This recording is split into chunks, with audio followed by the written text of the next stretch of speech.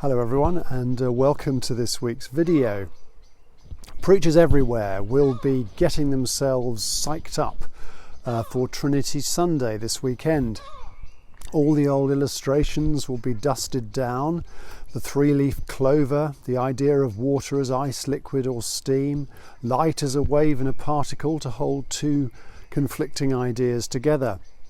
I probably used all of them myself at one point or another.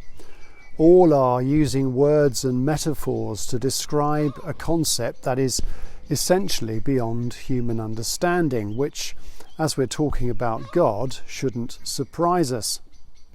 Many sincere Christians react against this mystery and suggest we should ditch it altogether to make the gospel easier to understand.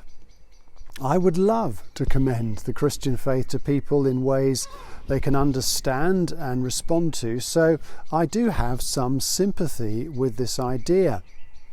However, let's do a little thought experiment about what happens if you ditch it. In a nutshell, the doctrine of the Trinity says that God can best be understood as three distinct persons so in a relationship of love that they are essentially one. It arose out of Christian experience of God acting as Father, Son and Holy Spirit. That was an experienced reality which had to find some sort of philosophical shape.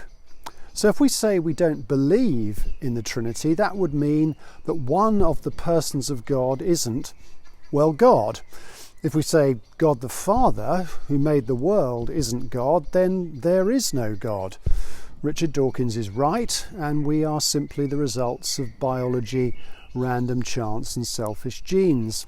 There can be no meaning or purpose other than what we imagine for ourselves.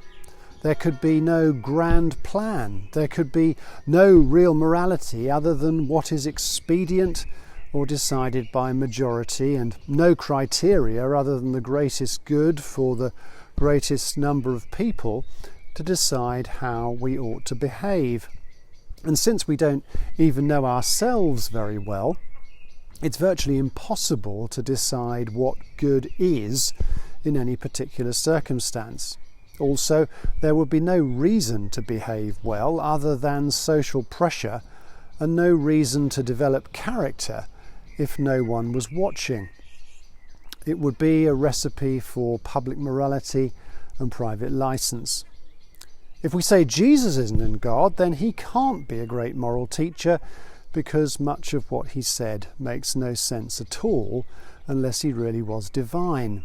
His self-understanding as divine, which he describes frequently in the Gospels, are the ramblings of a religious maniac if they aren't true. Any claim to judge the world, forgive sins, or to represent humanity on the cross are just hot air, and dangerous hot air at that. If Jesus isn't God, then he's set up a delusional system in which people have denied themselves, been martyred, have died in the hope of an illusion of heaven. If we say the Holy Spirit isn't God, then the work of Jesus remains a historical curiosity. There's nothing to connect it to the present, only memory. If the Holy Spirit isn't divine, then Jesus was wrong. There could be no gift of himself after he ascended to continue his work in people. It also means that his work wasn't modelled on the way he wants us to live, but simply unattainable. Our hope that Jesus' life might be a model is based on the fact that he emptied himself of divinity and did all he did in the power of the Holy Spirit who came on him at his baptism.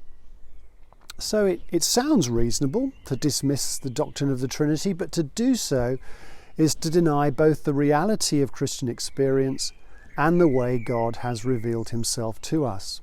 No God as Father is simply no God at all, and we must all be atheists. No Jesus as God, and we have some interesting moral teaching, but delivered by someone who intrinsically is deluded and unreliable. No Jesus as God means no forgiveness of sin, no guarantee that evil won't in the end have the last word, no proof that there is a God outside ourselves. No Holy Spirit as God means no connection between us and God, and no mechanism for faith to become a lived, transforming reality. All we are left with is dusty rule books, ritual and memory of something that happened 2,000 years ago that may have some contemporary relevance. It's striking that the blindingly obvious witness of the resurrected Jesus by the disciples wasn't enough to start the Christian movement. They had to wait until the Spirit came at Pentecost for that to happen. So the suggestion that the Trinity doesn't matter is one of those reasonable sounding things like all religions are basically different roads up the same mountain. They sound warm and open, but examine them at any depth and you find they eviscerate the Christian faith completely. Yes, the doctrine of the Trinity is difficult to understand and almost impossible to explain, but without it there is no good news. With it we have the best news imaginable of a God who made the world, loves the world, came to be part of it, can be known personally, forgives, restores and transforms not just individuals but the whole cosmos. We believe in one God, Father, Son and Holy Spirit. Amen.